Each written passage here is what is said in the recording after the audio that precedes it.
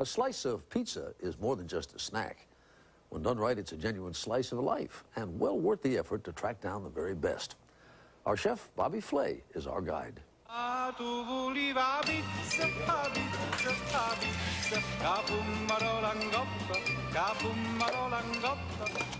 When a hot pizza hits the table, who can wait for it to cool off? To a chef, pizza is a holy trinity of ingredients: bread, cheese, and sauce.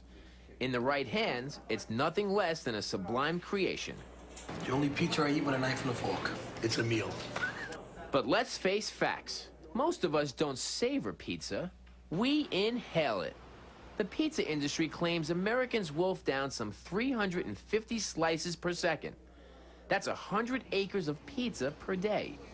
3 billion pies per year.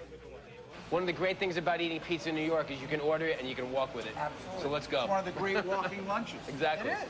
I recently took a stroll with my fellow New Yorker, Ed Levine, food critic and author of this new guide to buying and baking pizza. There's no place to hide with pizza, right? It's a naked food. I know, it's 3 ingredients. Right? It's 3 ingredients. You can't compensate for bad crust. You know, the test I do is I rip it. And do you get the whole structure of bread? That's what you want, right? You want So you think of it as bread? Yeah, absolutely. It is bread first and foremost. I believe there should be discrete areas of sauce and cheese on pizza. It's like anything else. It's a great slice of pizza. It's about balance, and it's about ratios of sauce to cheese to crust. In fact, the original pizzas, as baked in Italy more than 200 years ago, were dressed with little more than a light drizzle of oil or with a few bits of salted fat.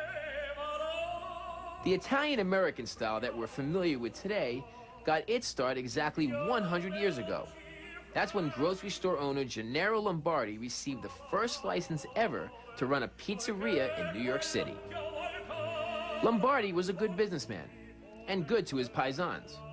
He helped his fellow immigrants spread pizza all across the city with restaurants that still bear their names: John's and Patsy's in Manhattan, Grimaldi's beneath the Brooklyn Bridge, and Totonno's on Coney Island.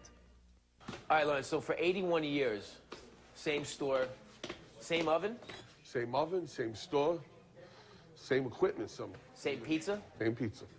Lawrence Seminary is the great-grandson of Anthony Pero, best known by his nickname, Totonno, a pizzaiola, or pizza maker, from Naples. Totonno's family still cooks with one of the few remaining coal-fired pizza ovens in New York City. It's close to 900 degrees in there, almost twice as hot as the typical pizza oven, which explains the sign outside the front door. And if you throw a slice in this oven, it's so hot, you'll never get it out. Incinerates it. The edges will come around, the cheese will come around the edges like glue, and you'll pull the whole fall apart. There's one other thing you won't see here, and that's the dough getting tossed around like a frisbee. You know, it's a fun thing for people to see, I guess, but, you know, my fun is when you eat. I think that's the key. I don't put on no show. But as good as the pizza is at Totonno's, it's not what most people in America think of as pizza. From Domino's delivery to deep dish at Chicago's Gino's East, Americans like to load their pies with cheese, meat, and more cheese. Baked in gas ovens rather than cumbersome wood or coal burners, pizza was popularized in the 40s and 50s by GIs returning from Europe after World War II. And it proved to be the perfect meal for a country that's always on the go. There are now over 60,000 pizzerias in America, including one that holds a special place in my heart. Now, this is where I got my culinary start. It was 6th grade, and my after-school job consisted of grating the mozzarella, opening the cans of tomatoes, and, of course, delivering pies. Now, for me, this is what pizza is supposed to taste like. But that's the great thing about pizza, because everybody thinks their local place is the best. The first pizza that you experience as a child becomes the pizza of your dreams and the pizza by which you judge all other pizza. I totally agree with that. It's totally true, right? And maybe that's why it takes a lot of nerve to come up with something truly original.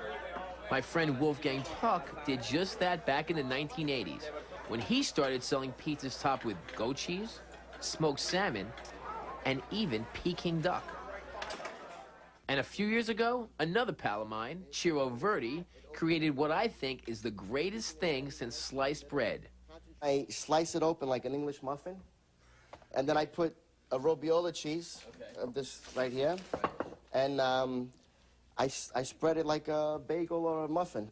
Ciro's white pizza is stuffed with Italian robiola cheese and finished with a dash of white truffle oil. One reviewer said, "It's better than sex." But they're having sex with the wrong people, I think. As for me, I'm definitely eating with the right chefs. These are pizza craftsmen who understand there's no substitute for doing something simple just right. Pizza,